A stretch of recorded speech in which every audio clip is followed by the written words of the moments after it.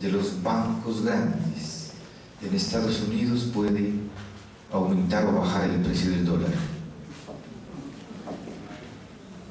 ¿Recuerdan ustedes cuando Clinton tuvo sus devaneos en la oficina oval con la señora Lewinsky? Bajó el dólar. Esto es cosa seria. Esto es cosa seria. Sí. Cuidado con eso, ¿no es cierto? Por eso la economía es nerviosa, ¿no? Nosotros no vivimos en esa época, pero somos hijos de esa época, 1929, la gran crisis, ¿no? Económica del mundo, y luego la de los años 80, que también, y la de ahora, es muy delicada la economía. ¿Se pueden imaginar con lo que aparecimos hoy por la mañana? Vale $100 el barril de petróleo. Lo que precipita en la política mundial, si nomás hasta cuando valía 70, las deudas de los países latinoamericanos estaba siendo comprada por Venezuela. Las deudas. ¿Qué será ahora cuando vale 100?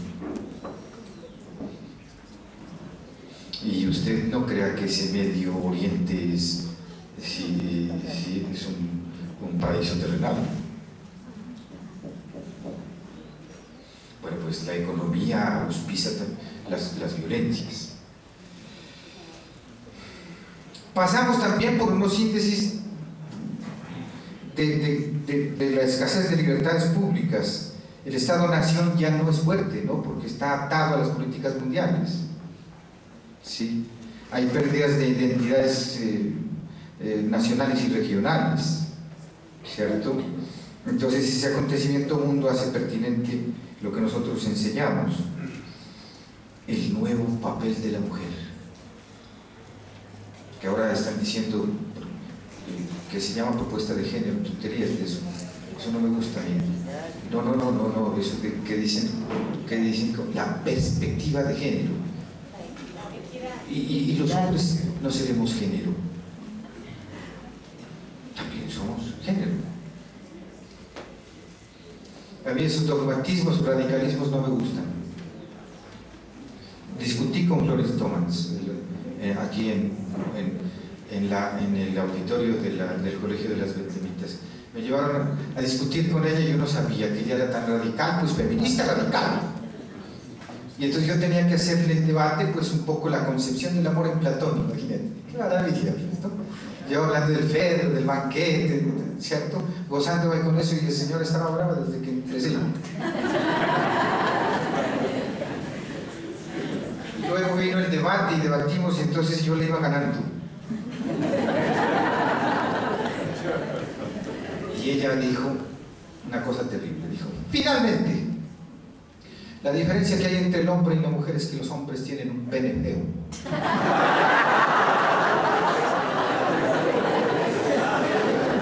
Y entonces el público todo aplaudió, porque era la mayor parte de mujeres. Y entonces el moderador me dijo: doctor, ¿usted quiere replicar? Y dije: pues no, pues sí. Le dije: doctora Thomas, podrá ser feo, pero eso es lo único que tenemos para consolarlas.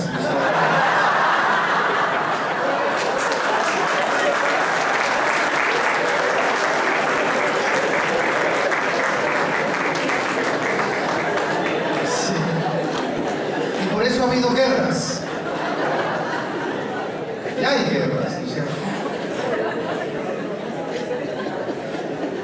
Entonces, yo creo que ya no me vuelven a invitar a ese tipo de debates. Porque yo creo que entre el hombre y la mujer no deben haber esas diferencias radicales, sino que entre los dos nos vamos a comprometer constantemente a producir un mundo posible. ¿Verdad? Y en eso sí tienen razón algunas feministas. La mujer es más honrada, es más responsable, tiene mayor disciplina, es más organizada, es más ordenada. carajo yo para la rectoría de la universidad estoy buscando mujeres?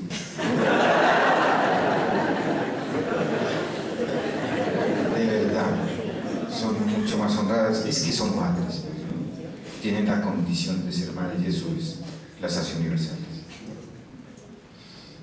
Yo estoy de acuerdo con Boaventura de Sousa Santos, la mujer es la voz de la sociedad.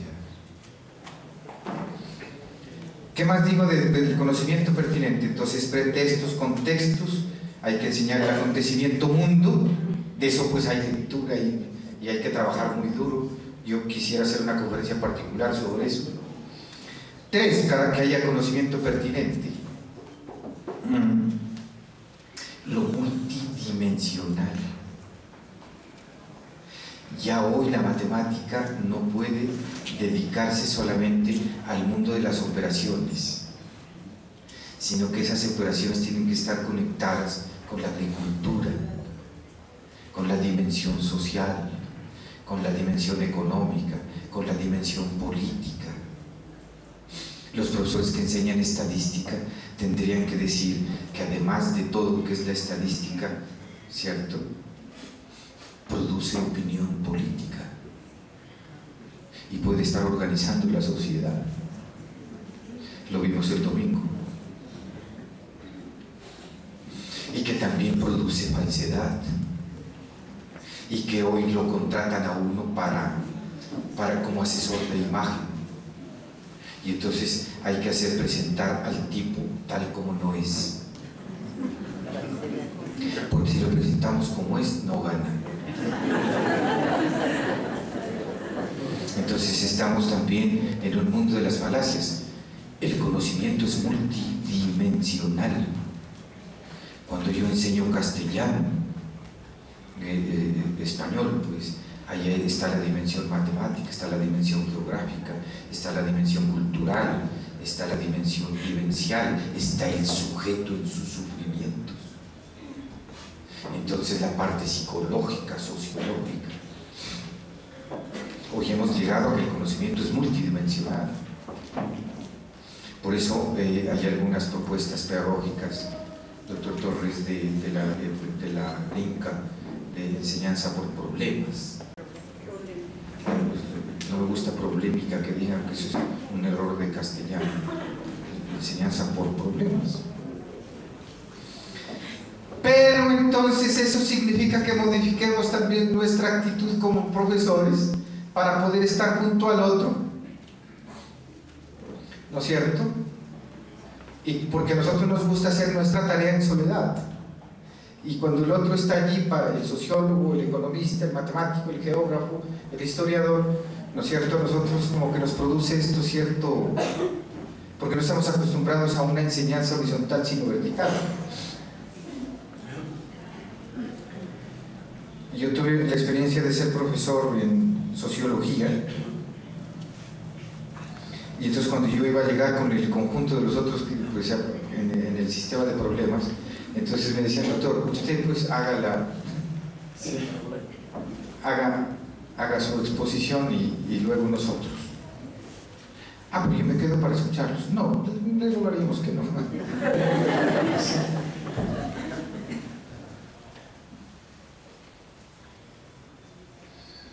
No se olviden entonces, conocimiento pertinente en el sentido de pretexto, contexto, el acontecimiento mundo, y es multidimensional.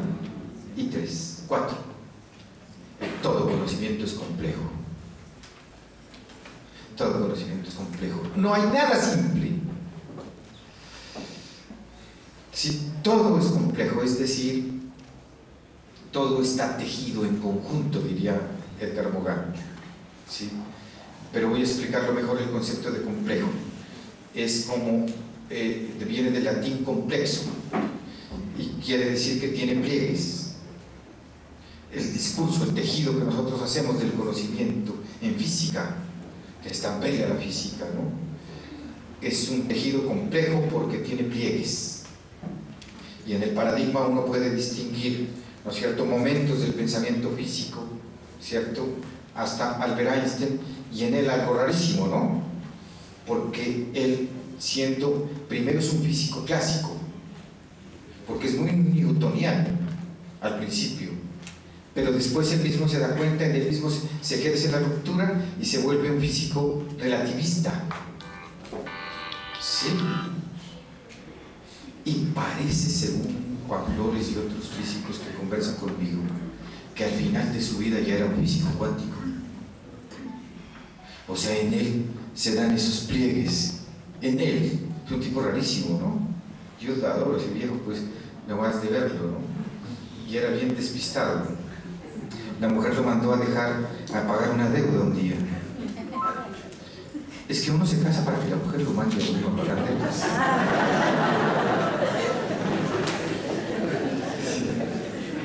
Entonces, al señor que le tenía que pagar la plata, se quedó conversando y el señor lo atendió muy bien, le dijo, ¿y cuáles son sus últimos descubrimientos y todo eso?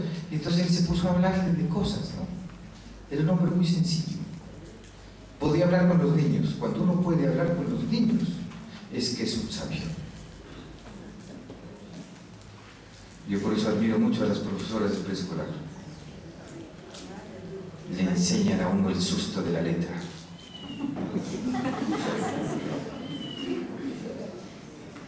Y entonces ya se fue.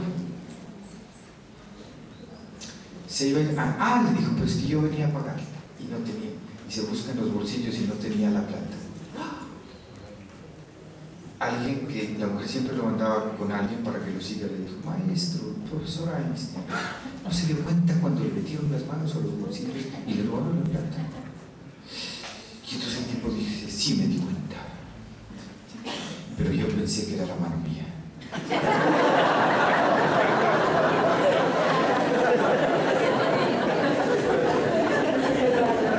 Vivir con un hombre así debió ser un problema serio.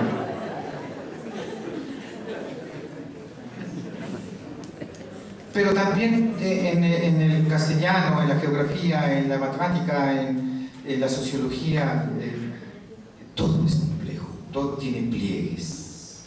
Explico más lo que es tener pliegues. Ustedes algunos son de mi generación. En los años 70, las mujeres, que era para nosotros, se ponían una faldita, la mini falda. Nosotros como generación somos valiosísimos en el mundo porque inventamos la minifalda. Sí, o que después del 68. Y se la pusieron en el 70 aquí en Pasto. Todo nos llega tarde, pero nos llega. Y entonces era una faldita, minifalda escocesa, le llevaban, de varios cuadritos como rojita, ¿sí? Y tenía altísimos pliegues, ¿cierto? Y parecía que era plana, parecía que era una sola tela, ¿cierto? Solo que al abrirla, la falda,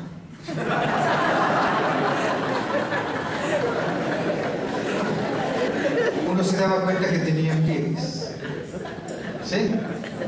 Que tenía altísimos pliegues. Entonces no era como la Milo, era compleja. Entonces hay que enseñar eso en el conocimiento pertinente, que todo es complejo, que no es como lo miras. Solamente el 2%, dice Rodolfo Ginás, nos proviene de la realidad concreta. El resto es construcción del cerebro, el 98%. El 98%. Hay que enseñarles a los muchachos que todo es complejo y que nada es simple, que nada es plano y que todo admite ser preguntado. Terminé lo de conocimiento pertinente. Entonces hay que enseñar eso. Creo que destruí un poco las concepciones que hay sobre el conocimiento pertinente.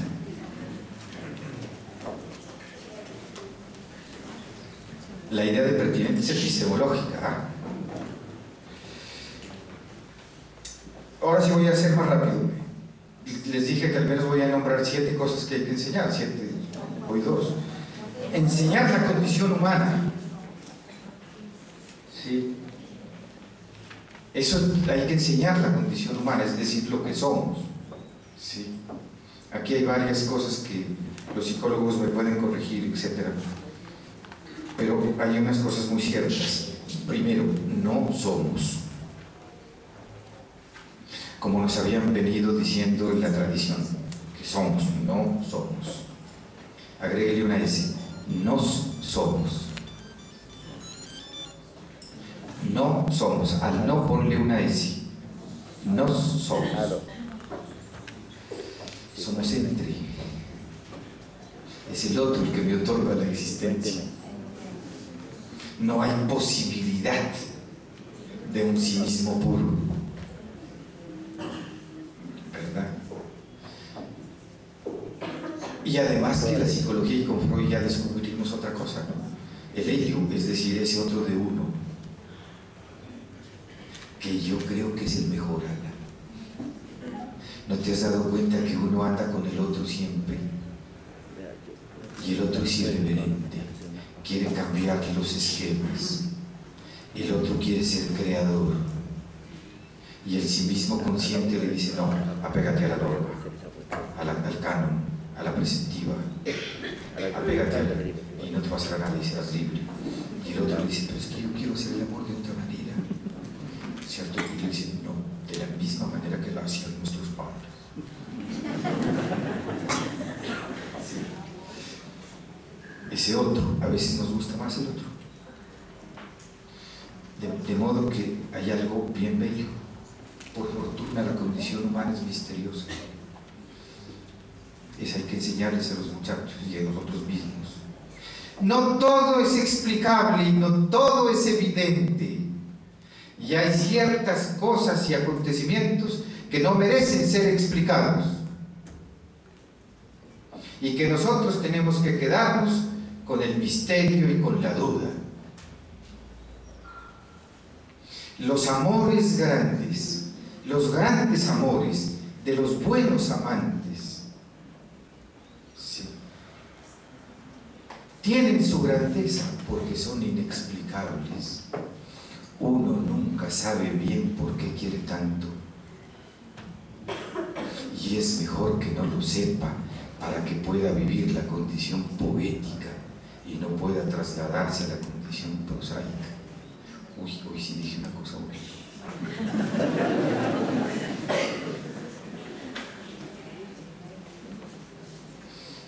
Es que hoy los profesores y la escuela está diciendo, y la academia está diciendo, que todo es explicable y que todo es evidente. Y hoy que tenemos tanta información y que tenemos tantos medios, que entonces vagancia absoluta y pobres de interés los estudiantes que no saben aprovecharlo.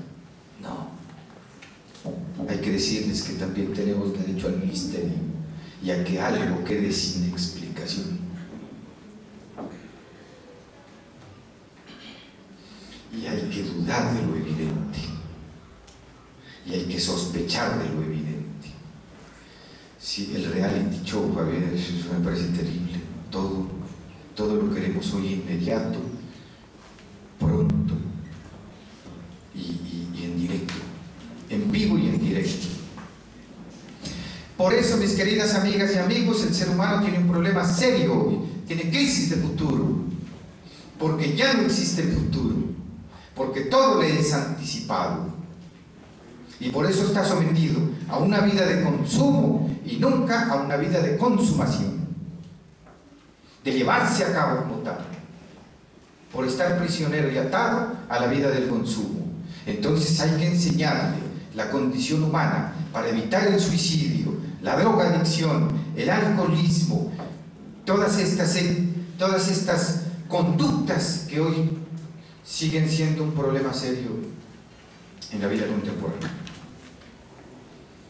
Un profesor del Colegio Sucre de Ipiales me ha llevado a dictar una conferencia porque ellos tienen un grave problema de suicidio en Ipiales.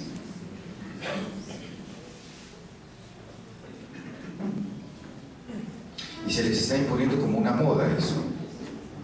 Sí, y creo que es en Colombia el mayor índice. Entonces yo le decía pues que lo primero que hay que hacer es investigar. Investigiunire, es decir, en latín, ¿no? La investigación es ir tras los vestigios, tras la huella, que es que está pasando. No podemos ir a aventurar unas explicaciones. El ser humano no es solamente para explicar, Y cuando hace solo eso, lo hace mal. El ser humano no es solamente para comprender, y cuando hace solo eso, lo hace mal. El ser humano es también un ser que interpreta, es decir, que a la vez que explica y comprende, produce sentido, que es la interpretación.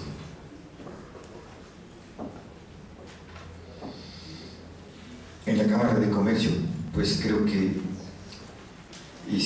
la gente me aplaudió mucho porque dije una cosa sencilla. Escuchamos un montón de cifras cuando vino Valencia Cosio, de competitividad y todo eso, y el videobin siempre se daña, ¿no? Sí, y entonces es terrible, y los quesos y los cuadros y las barras y los torres, ¿sí? Entonces es un mundo de queso, parece lácteos esto, ¿no? Y el queso con estadísticas y números y números y números. De eso yo ya estoy un poco aburrido. ¿Es necesario? Y yo pregunté. Bueno, ya conocimos las cifras. Creo que ha llegado el momento de descifrar. Sí. Entonces un señor experto del ministerio de no sé qué dijo, eso todavía no lo tenemos preparado. Sí, hay que hacer al contrario. Primero prepara el desciframiento, la interpretación, y después hace cifras.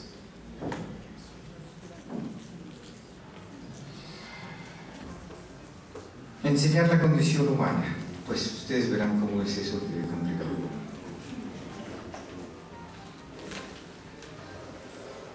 Enfrentar otra dimensión, enfrentar las incertidumbres. Hoy lo que vemos es que el conocimiento es incierto y la vida es incierta. Y además de todo nos hemos dado cuenta que la vida es frágil y que la vida es finita. Heidegger. Y que no se trata de hablar del ser, como dijeron los filósofos tantos siglos, sino que se trata de pensar del ser en el mundo, del Lebenswelt, de nuestro papel en el mundo. Y se escriben guiones, ¿no? Ser en el mundo. Hay una fórmula misteriosa, Dasein.